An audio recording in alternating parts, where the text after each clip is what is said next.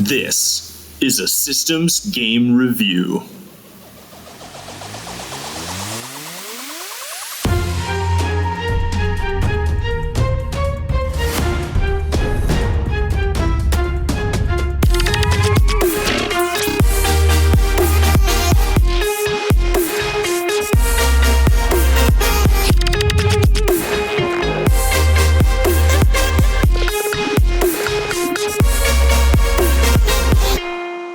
Hi, Craig. Hey, Craig. Hello, Craig. Not Aaron. No, Aaron. Not Aaron.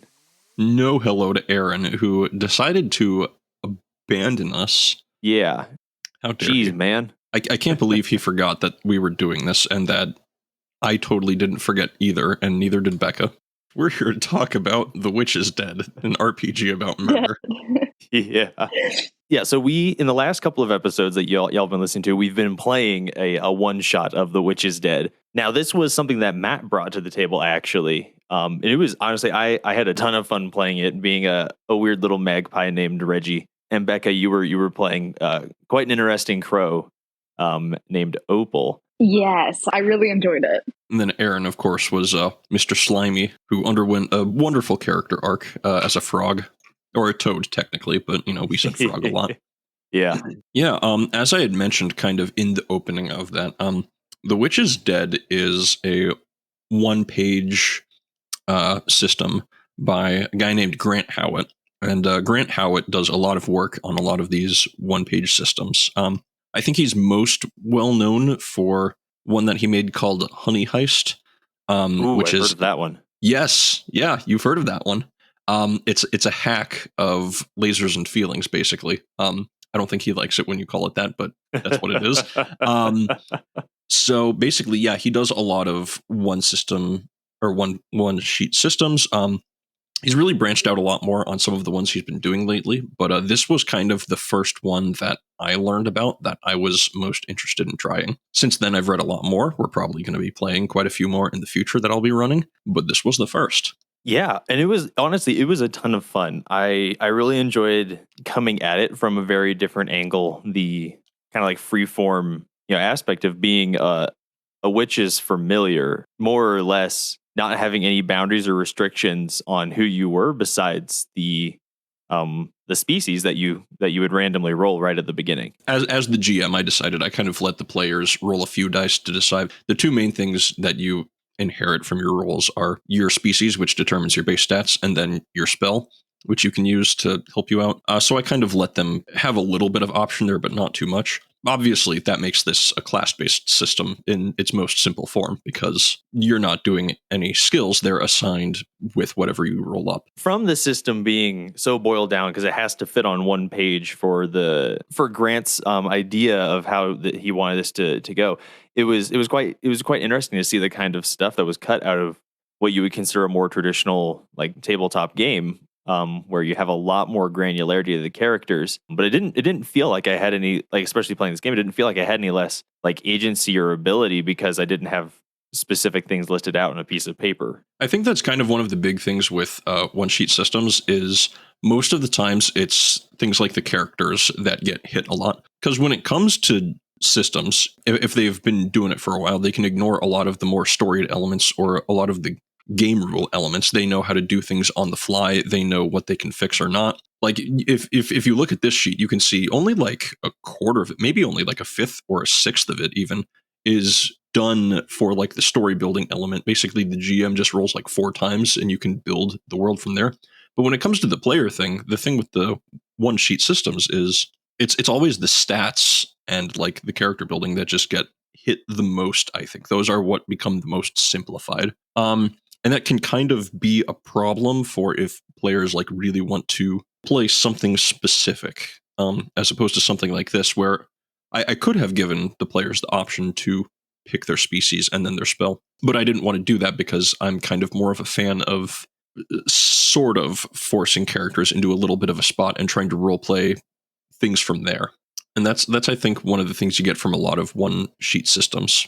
Yeah, and especially that idea of finding a character as opposed to making a character as well. I feel like those come through really well when you have these kind of one page or very simplified systems. Because I know with my character with Reggie, like I rolled the dice, and I mean I was going to take a magpie either way because I thought it was an interesting combo, but it was fun because it ended up with I had a bird whose objective was to go murder someone, and the only thing he knew how to do was clean stuff. And so it was really fun to try and in the heat of the moment try and figure out, can I clean something dangerously?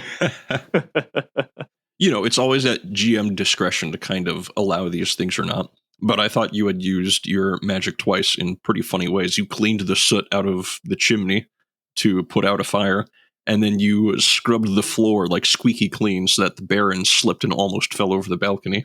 And I thought those were pretty good uses of the spell. So it shows like even if you're limited by stuff, it's still within the character's agency to try to do something cool with what they're given, as opposed to like picking something that they know is cool.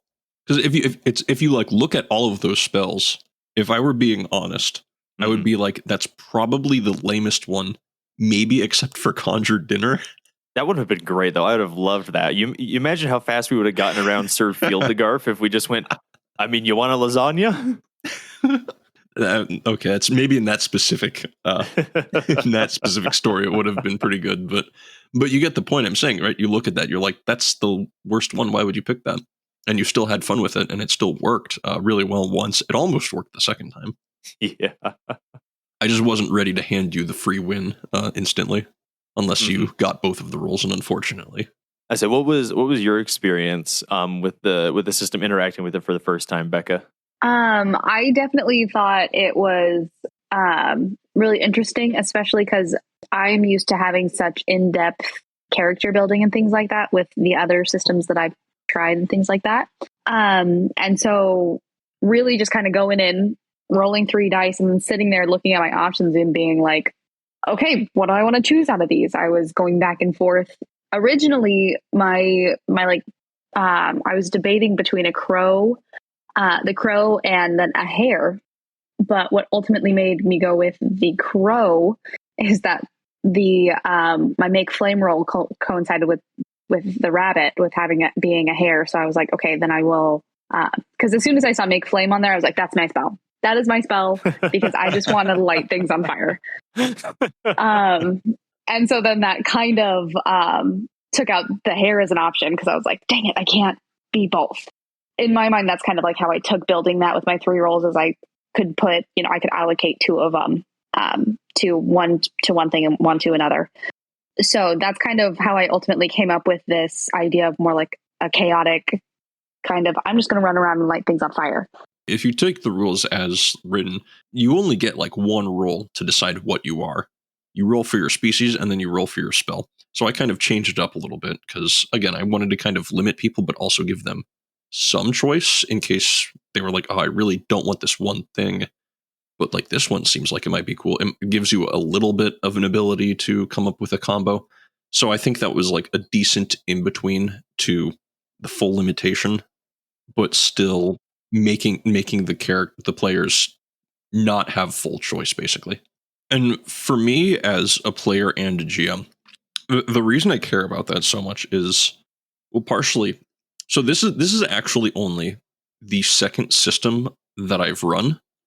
I'm predominantly a GURPS GM. And if you know anything about GURPS, that is like the definitive build anything system. Anything. Literally generic universal role-playing game. Literally generic universal role-playing game. Role-playing system. Oh, sorry. Yeah. So, and that's always been my favorite thing about GURPS is you can do anything you want as long as, the GM allows it. But within the system, within the rules of the world that's being built, you can do anything you want. Something like this, it's very limiting. So that's why I was kind of like, afraid to fully limit things. Mm-hmm. But gosh, yeah. Yeah, but there's also a really interesting note that can be taken on that as well, right? Because GURPS is a game that's built to be very inclusive and incredibly broad.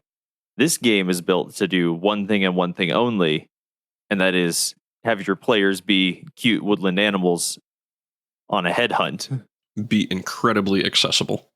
Yeah, it's fantastic, right? Because like there are some things definitely that are gained from being that level of universal, and you can do anything with this system that you get with games like GURPS.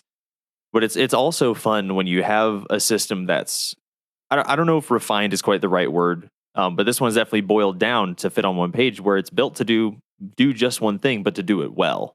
What do you think about the rolling, like for tasks and stats?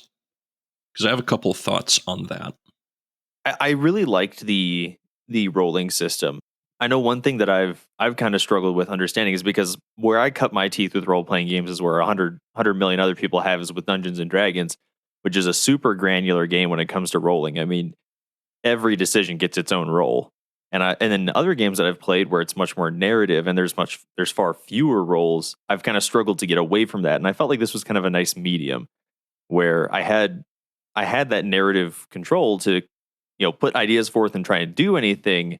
But at the same time, I was rolling frequently enough that I could let the dice kind of control the story a little bit and tell me where I needed to pivot. As far as because the system with this game, right, is you roll 1d10 and you add a modifier based on your species. Yep, one of 4 stats. Yeah, and I really love the name of the stats. Fierce, was it quick, fierce, sly, and Clever. We didn't do too many clever rolls. I think that was a mistake on my end. I think, sorry to interrupt, but I think one of the things with these kinds of systems, especially when there's a lot less stats and things aren't, especially because here's the thing as well, this was also my first one shot. And I was really worried about the pacing, and also kind of intentionally, I didn't prepare this much in advance. This was pretty unprepared. I rolled the story elements at the top, and then I winged a lot of it.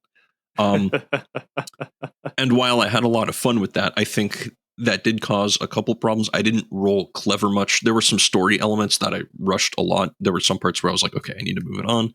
But the biggest problem I had with it, I think, was the stat rolling. There was lots of quick rolls. I was doing too much dodging stuff with you guys, especially with Aaron. Aaron really had the advantage in that game, I think. I think Becca had a pretty big disadvantage because her main stat was clever, and I only made you guys do 2 clever rolls total. So I think that was kind of a mistake on my end. I needed to be better at balancing that. I don't think that's something that's necessarily hard to do, especially if you try to plan it a little bit more in advance and you're not crunched for time because you're more confident in your ability to run either the session in one shot or you're doing it for more than one session. I think that's pretty easy to do. You've only got the 4 categories of player roles to worry about, so it's really easy to set up challenges. You don't have to worry about the finer details. Traps and other things are really easy to do. I like that for a GM when you can because a lot of that was on the fly. I just would have an idea for something. I was like, what category does this go in? Oh, make the player roll this. Easy. So it's really easy to kind of improv that.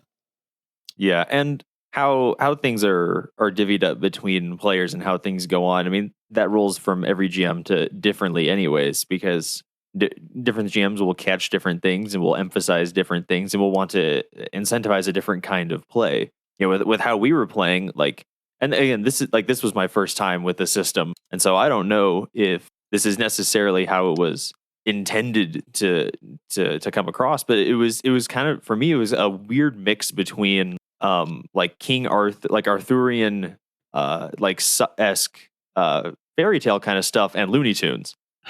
Because just how we were treating everything was kind of Bugs Bunny Roadrunner level comedy, slapstick comedy for most of it, except it was murderous intent. To be fair, I think that latter half has a lot to do with my GMing style. Yeah. But also this game kind of caters to that in a sense. It starts, you're a cute woodland animal. Here's how you're gonna kill someone. And exactly. That juxtaposition almost immediately puts you in that kind of crazy zany cartoon mode. And with how this game is designed, it definitely feels like it's built to be mostly a semi-comedic one shot.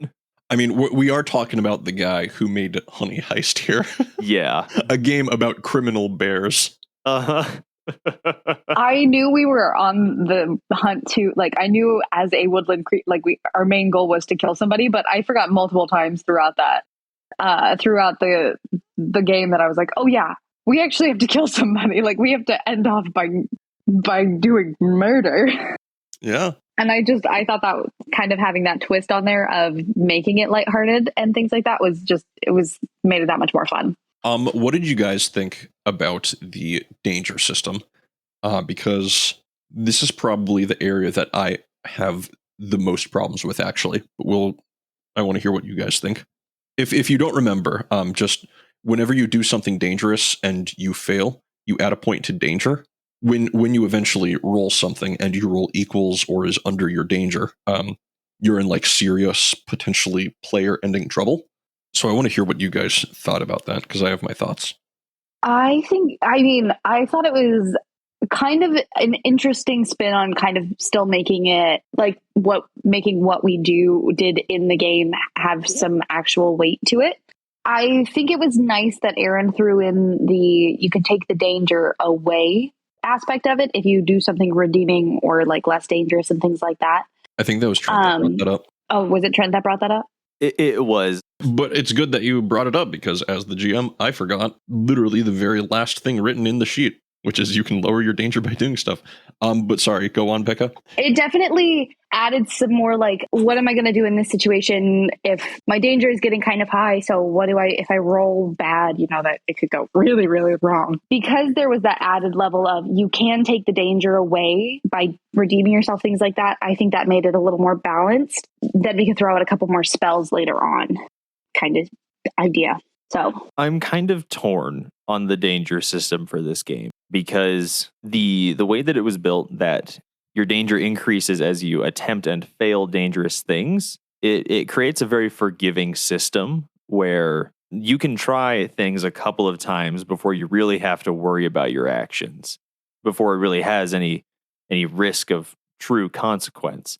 But on the same token, it really leans quite heavily on the GM to make the game incredibly dangerous. So that way you actually have to think about your actions and whether or not you want to take them, whether this is a worthy risk. Because like we were talking about, the last line, the only two ways that you can reduce your danger is to solve your problem or run away.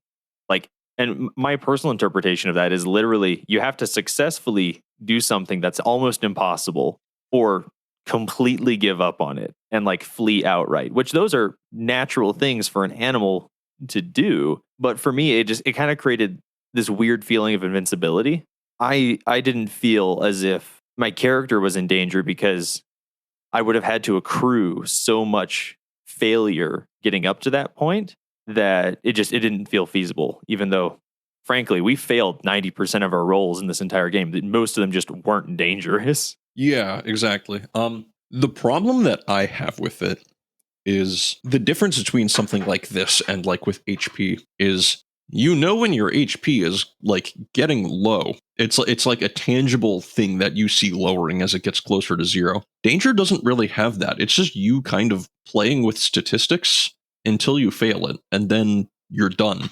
So there's not really like the same presence of imminent threat as like the number gets worse, I think, in my mind, because you're just like, oh, like there's only a 10% chance this roll will fail if your danger's like 3 or something, just depending on the stats. And one of the worst things is like abrupt total failure. No player ever wants to just suddenly be like, oh, like, oops, that's just it suddenly out of nowhere. That's like the worst feeling, which is even like, when like critical failures happen, like this games I run, sometimes I'll have like secondary checks, or like it won't be, it'll never be game ending.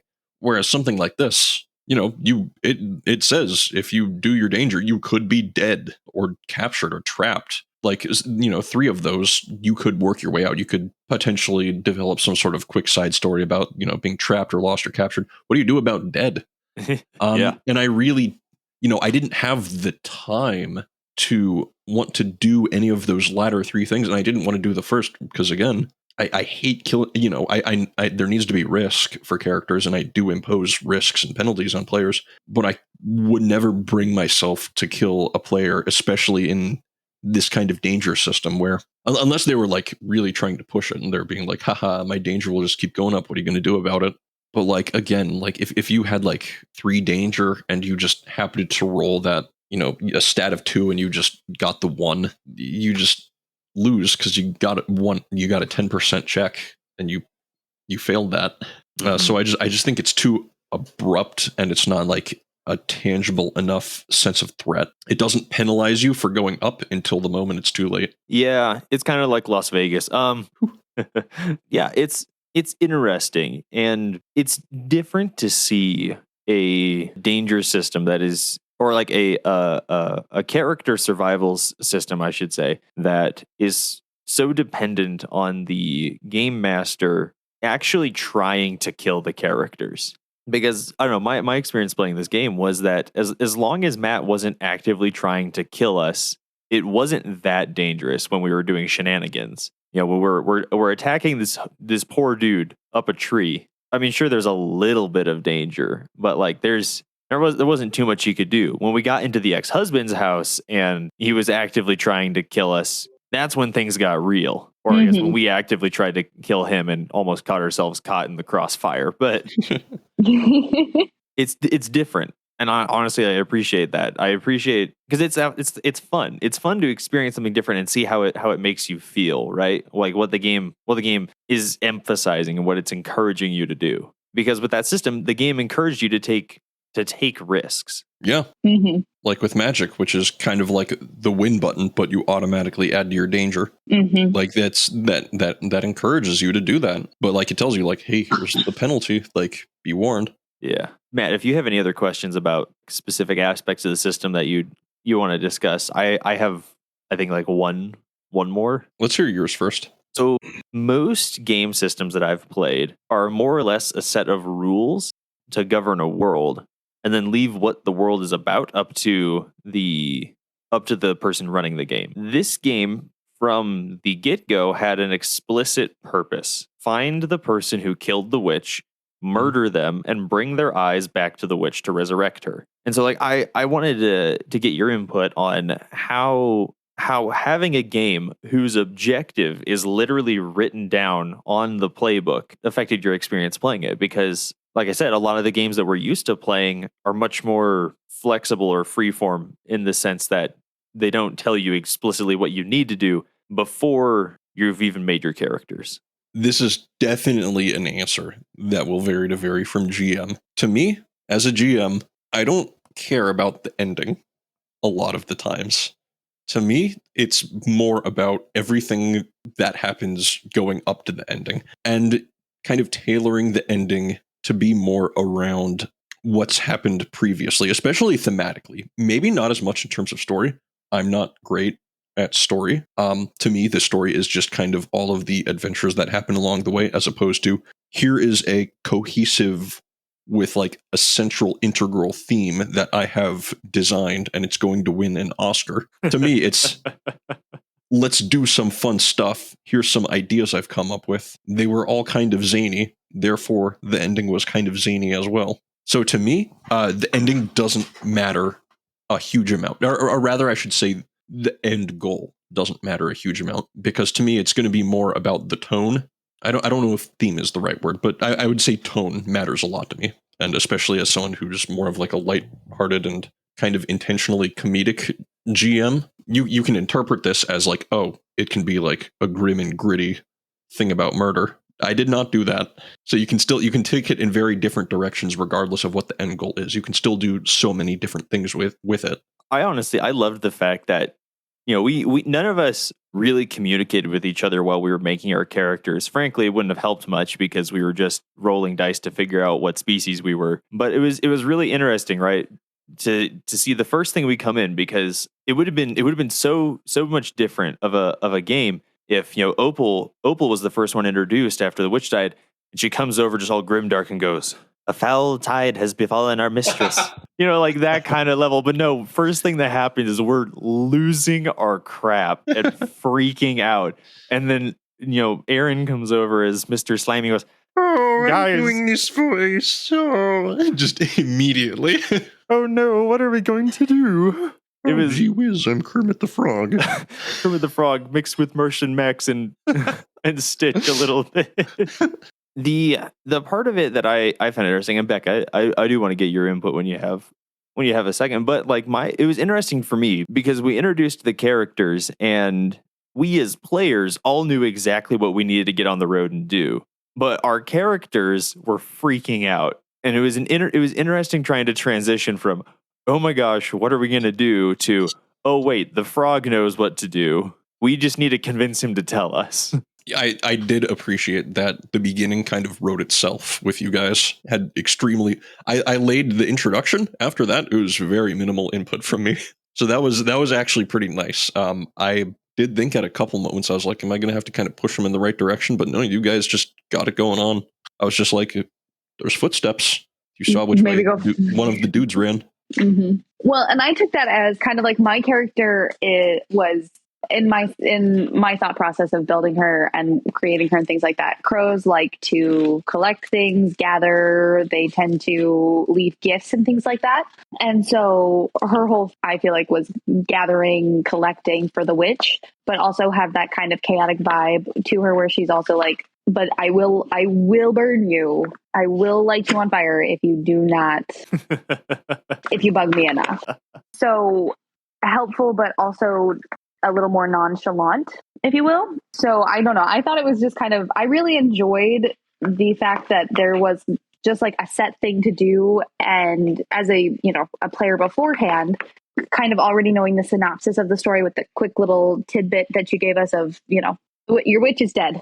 You got to find the killer. And then going into it and having that little shenaniganery moment that we did as players and really getting to know in that beginning moment that we had, get to know each other's like our characters and what our ideas were and things like that in that little moment to then proceed forward. But then with the system as a whole, I don't know. I personally genuinely really enjoyed the fact that there wasn't much thought going into making it or anything like that. We all just we did our little bit of prep work beforehand and then just really jumped into it without much of a plan. And so I personally just thought having a quick little something like this, even because it was a one shot, we knew we were only going to be doing it once, just not having a plan and rolling with it, I had a good time with.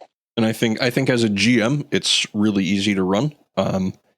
You've got a lot of the plot elements available for you. Again, all I had to do was roll 4d6. In case you haven't read them and kind of tried to figure it out yet, I rolled that the village is under the thumb of the Baron and is devout, incredibly superstitious. The witch hunter is magical and jealous, but the twist was that the witch hunter didn't do it. Those are like the only 4 things that I rolled. Most of those elements were improv. When I started that game, I didn't know that the Baron was going to be the witch hunter. I didn't know a lot of the other elements in it. So, again, I wouldn't necessarily encourage people to do it improv, but I think it could be an easy one to do improv if you can come up with some of these things on the fly and just keep rolling with it. It would really be more about your ability to create obstacles, which again, there's only like 4 basic kinds of obstacles, the ones that involve clever, fierce, sly, or quick. So if you can come up with those on the fly pretty easily, then I think this is a really easy system for the GM to run. It's just about balancing those roles and balancing danger, I think. It's really fun, that level of accessibility and the ease with which it happens. This definitely feels like the kind of game that I would keep in my arsenal for like a game night or whatever, where some like 1 or 2 of my normal players for the big campaign like call in sick or whatever, but we still have enough people who want to get together.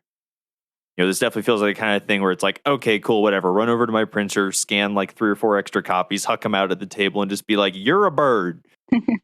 Any last thoughts? I was going to say, I did have a chance to kind of skim through the sheet. And I wanted to just note that I think you did a really good job in those improv moments of what you did roll for your 4 roles. Because I was skimming through it and I was like, oh, the Baron runs the town and the witch hunter didn't actually kill it. So I just read through it. I was like, I knew you laid it out to the point that I was like, those are the ones that he rolled. So I just wanted to commend you on that. for doing. I thought you did a really good job with that. Yeah, like I said, when I started like the introduction of this game with you guys, I did not know that the Baron did it. Yeah. That's just something I came up with in the downtime where I had some moments to think. I was like, all right, what's going to be happening at the end here? But no, yeah, this was, I loved the system. It was a ton of fun. I had a lot of fun with it. Yeah, like I think this is a great system for, again, if like you have some people who have called out sick from your normal game and you want to play it, or you're just looking for a fun little one shot, or even if you really need to you need to teach your players that it's okay to try things and that you can be silly or stupid, or just give things a shot and not worry too much about the fallout. I feel like that, because this system is so sparse in some areas, that it really does lean in a very safe way on teaching role play. I think this is a great beginner for GMs and players kind of system. I also think it's a fantastic emergency system, like you're saying. If you've got some players missing, or just some circumstance arrives where people are just like, let's play an RPG, I've got one. You don't really need anything except Google Dice, just 1d10. Yeah. And just some decent improv skills. You could run it decently well. No, yeah. Matt, where would people be able to find this if they wanted to give it a shot? I mean, other than just Googling The Witch is Dead by Grant Howitt, which is probably all that I did. If you just Google Grant Howitt, there's his website on, I don't know what this is, itch.io. Interesting. If you type in GS Howitt, you will come up with his website almost guaranteed, where he just has his big lists of his one-shots. He does actually have an actual system that he's made with other people, like a full book.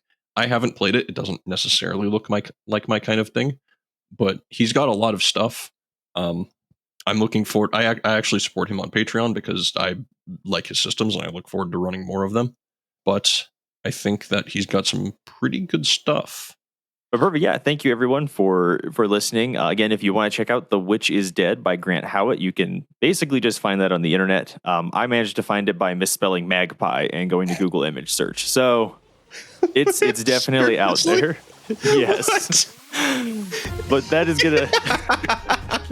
gonna do it for us here at Systems. We'll be back in 2 weeks with a continuation of whatever game we happen to be playing at this time. I believe it is still Dystropia. But until then, see you later. Bye-bye. Bye.